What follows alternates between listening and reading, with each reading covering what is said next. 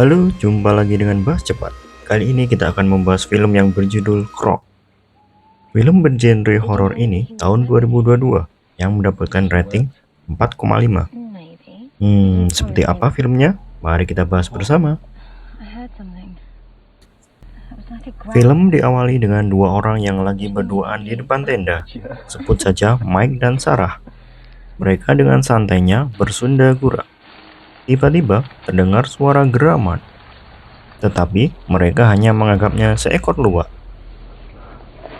Mereka melanjutkan asik-asik di tenda sampai tertidur pulas. Di tengah malam, Mike tiba-tiba terbangun, ingin buang air kecil. Dia kemudian keluar tenda dan kencing di dekat rumah kosong.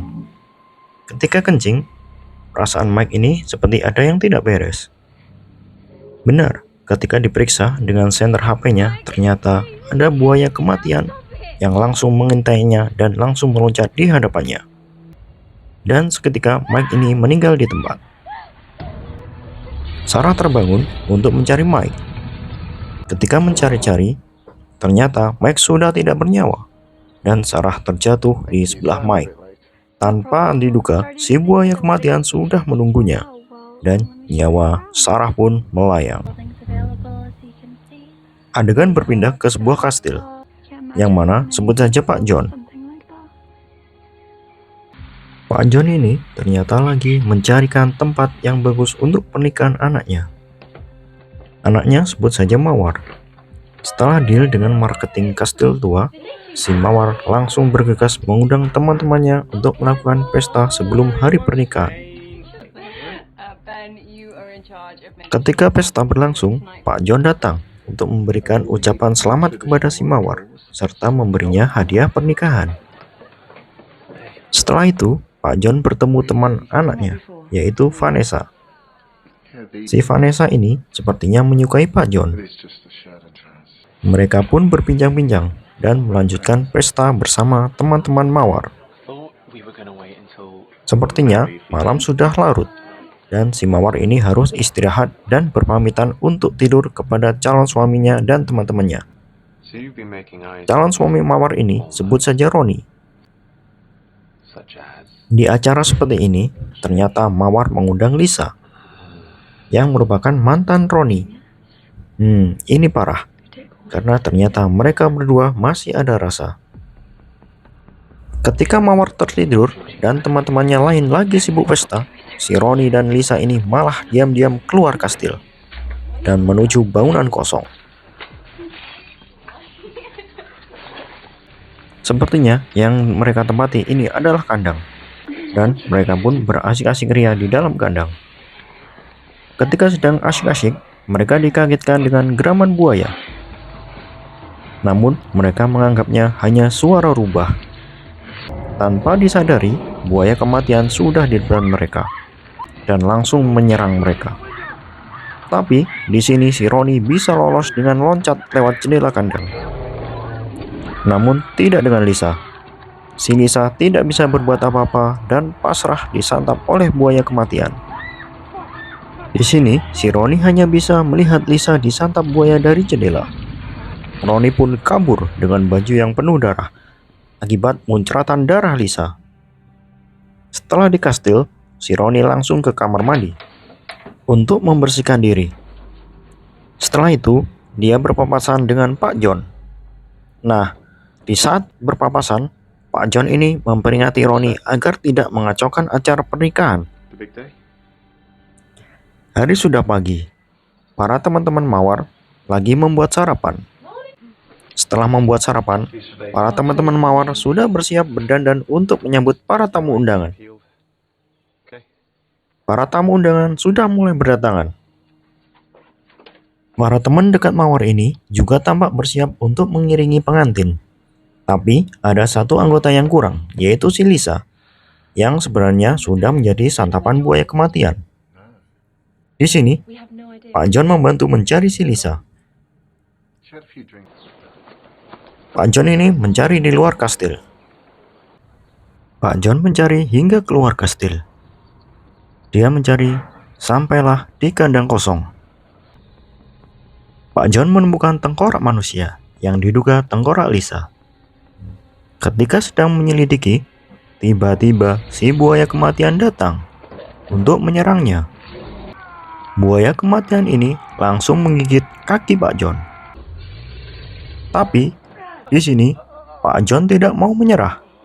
Dia berontak dan bisa lepas dari gigitan buaya.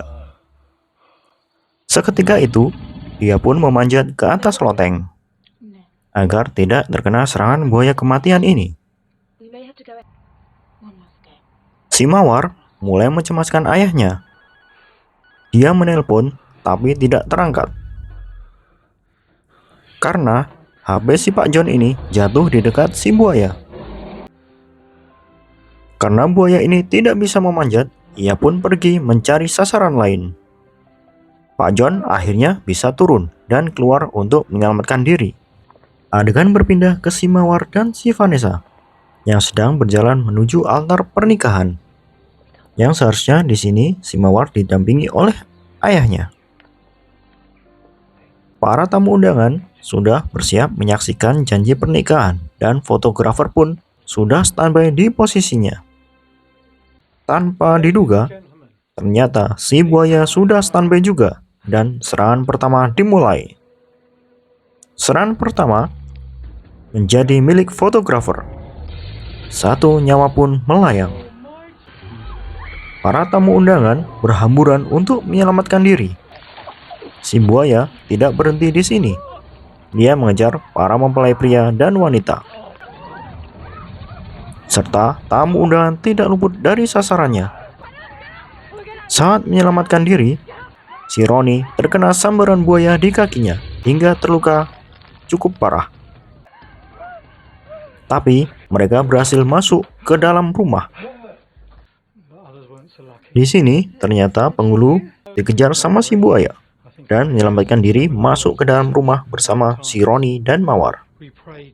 Mereka semua panik dengan situasinya, tapi si penghulu dengan santainya mengajak semua agar berdoa bersama.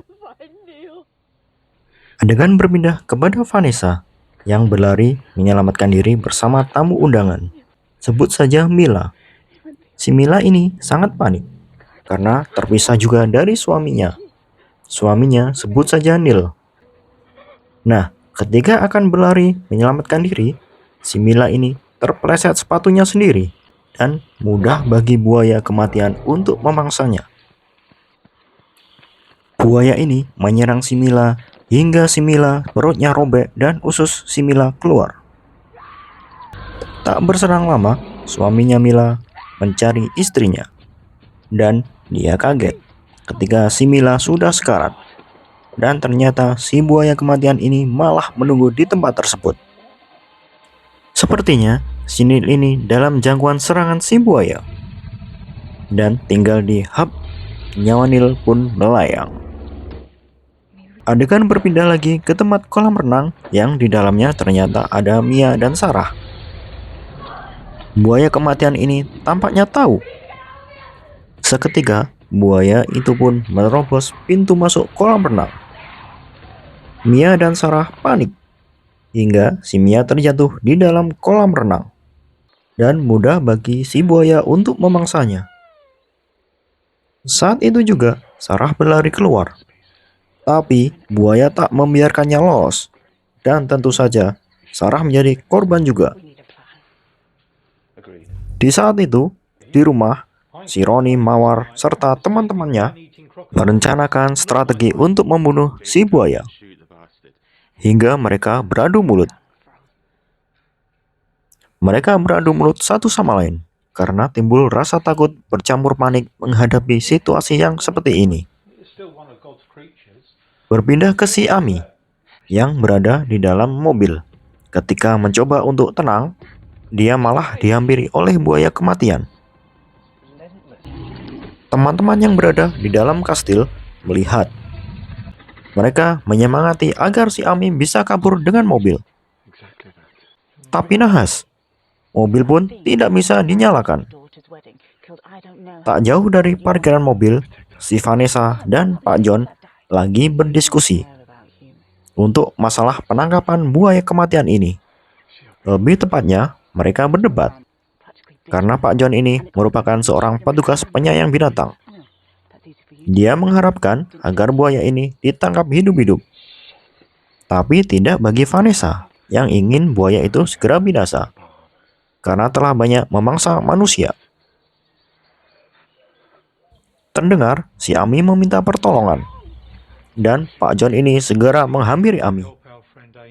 Tapi di sini Pak John tetap waspada. Pak John pun memantaunya dari jauh. Si Ami ini dengan tenang membuka jendela kaca mobilnya dan memanjat ke atas mobil. Di atas mobil, Ami melihat aba-aba dari Pak John agar menghampirinya. Dengan dibantu Pak John, mengalihkan buaya dengan cara membunyikan mobil yang ada di sebelah mobil Ami. Ketika mobil berbunyi atau alarm mobil berbunyi, Ami pun bisa lolos. Dan Ami pun berlari bergabung bersama Vanessa dan Pak John. Mereka pun langsung menuju ke bangunan kolam renang untuk merawat luka Pak John. Di saat bersamaan, si Mawar mengirim sandi Morse kepada ayahnya, mengabarkan bahwa si Roni terluka. Berpindah ke kastil sebelah, si Roni lagi berbincang-bincang dengan si penghulu tentang takdir Tuhan dan masalah kehidupan. Tanpa disadari, si buaya tampaknya menghampiri rumah yang ditempati si John, Ami, dan Vanessa di bagian kolam renang. Ketika situasinya tampak berbahaya, si penghulu ini menjadi pahlawan. Si penghulu ini tiba-tiba keluar kastil dan berteriak-teriak untuk memancing si buaya. Dan benar, si buaya berbalik untuk mengejar si penghulu. Dengan gerakan super lincahnya, buaya berhasil menangkap si penghulu dan menggigitnya hingga tewas. Kesempatan ini tidak disia-siakan oleh John, Vanessa, dan Mia untuk berlari dan bergabung dengan Mawar yang berada di rumah sebelah. Setelah mereka berkumpul bersama, Vanessa ini membahas rencana untuk membunuh si buaya kematian ini. Semua mencari sesuatu yang ada di dalam kastil. Barangkali ada yang bisa dimanfaatkan untuk membunuh si buaya kematian ini. Saat mencari di laci, si Mawar menemukan baju si Roni yang sebelumnya dipakai di malam pesta sebelum hari pernikahan. Pakaian ini berlumur darah. Dari sinilah terbongkar bahwa Roni telah berjalan berdua dengan Lisa.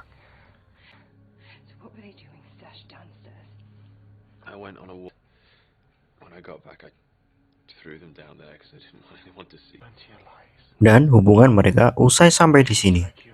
Si Mawar tampak sangat depresi, tapi ada sahabat baiknya, yaitu si Ami, yang berusaha menenangkannya.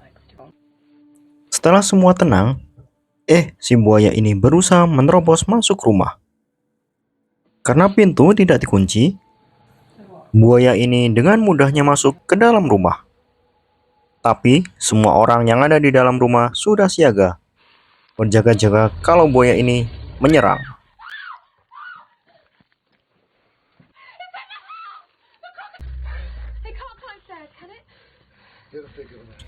Si Pak John yang awalnya ingin buaya ini ditangkap hidup-hidup, dia berubah pikiran agar buaya ini segera dihabisi.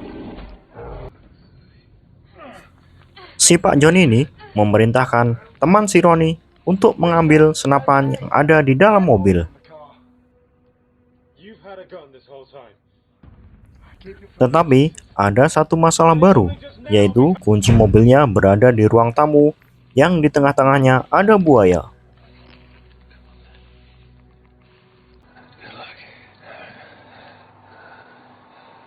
Roni dan temannya berusaha mengambil kunci mobil yang ada di ruang tamu. Dan mereka pun berhasil menggapai kunci mobil tersebut.